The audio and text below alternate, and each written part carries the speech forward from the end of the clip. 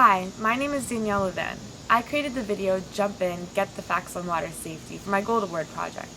As a lifeguard and swim coach, I realized after last year's death in our nearby reservoir that there is a need in our community for information about water safety and hypothermia. It's important for everyone to know what to do whenever they're near or in a body of water. I hope this video provides you with greater knowledge and confidence to have fun and be safe whenever you're around the water.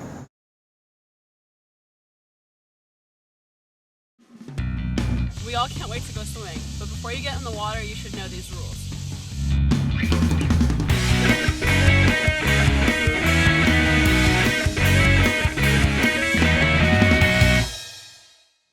Before you go out on the water, there are 4 things you must do. First, make sure you always have a life jacket.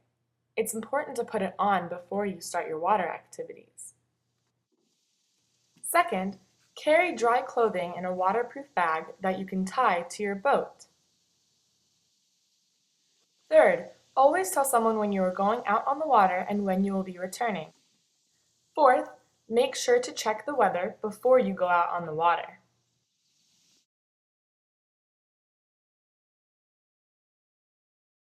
Going out on a watercraft can be really fun, but it's important to know what to do if you fall out of one.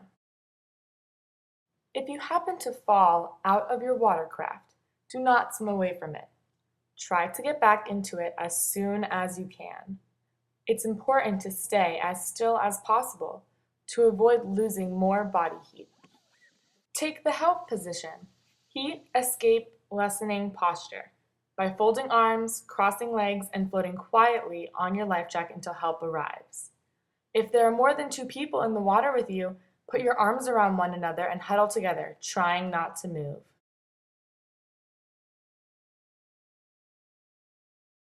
Before going out to swim, always wear a life jacket. It's important to never swim alone. Always have an adult with you or by you at all times. Make sure you always have an adult near you when in the water, because when children drown, it's usually silent with no splashing or screaming. Don't swim near a dock or marina that has electrical hookups because you could get electrocuted. Do not roughhouse, run, or push others while near a body of water.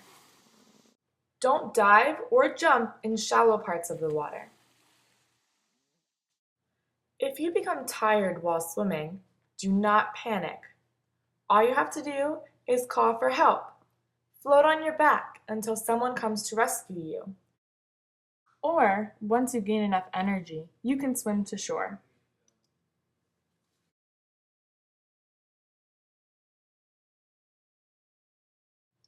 If you see lightning or hear thunder, make sure to get out of the water immediately.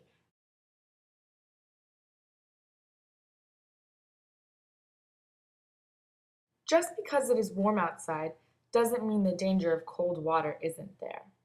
It is important to wear a life jacket at all times and in all weather conditions, especially on hotter days when wearing lighter clothing may increase your risk of drowning.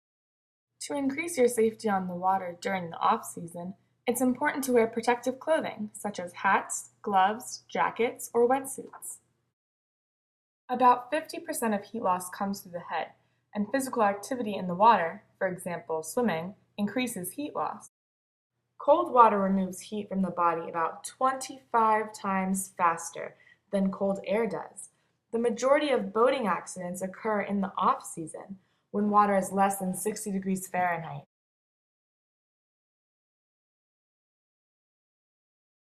Cold shock occurs when the body is not expecting a cold water immersion.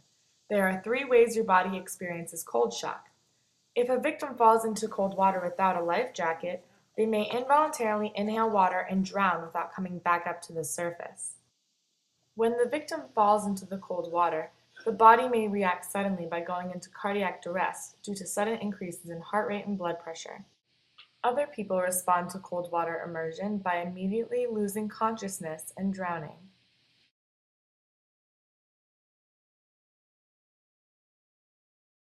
Hypothermia is when your body temperature decreases to 95 degrees Fahrenheit due to the cold surrounding your body.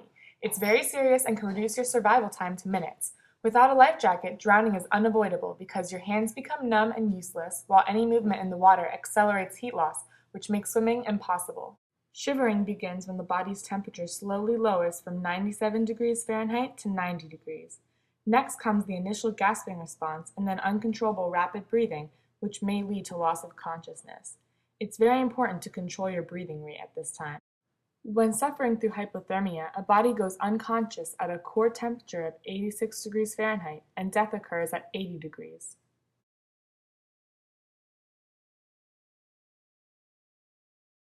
Mild hypothermia is when the person is shivering but is still able to communicate to and understand others. It's important to move the victim to a warm place.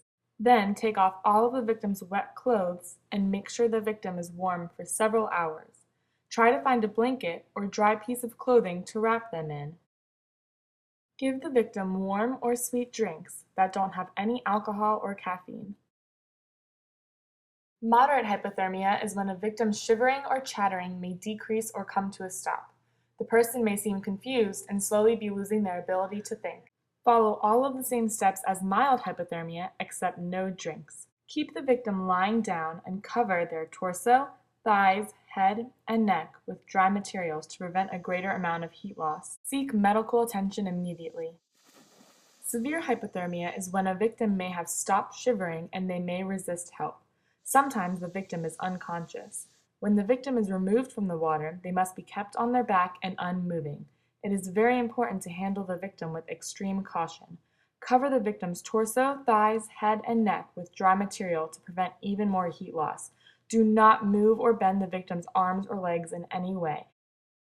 This is because the cold blood that is in their arms and legs may move to the core, which could immediately cause cardiac arrest. Seek medical help immediately. If the victim appears dead, you should assume they can be revived. If you find there is a pulse or breathing, do not give CPR because it can cause cardiac arrest. If the victim has no pulse and isn't breathing, then CPR should be started by trained medical personnel. It's extremely important to call for medical attention immediately. And don't forget to stay hydrated when spending the day out in the water and the sun.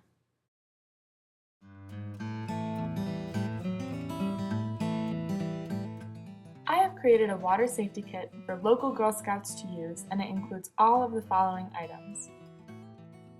There is a life jacket and a water safety whistle that you can use. There is also a water bottle in case you get thirsty, and there's a flashlight in case it gets dark outside. The pool thermometer included will tell you how hot or cold a body of water is before you decide to get in.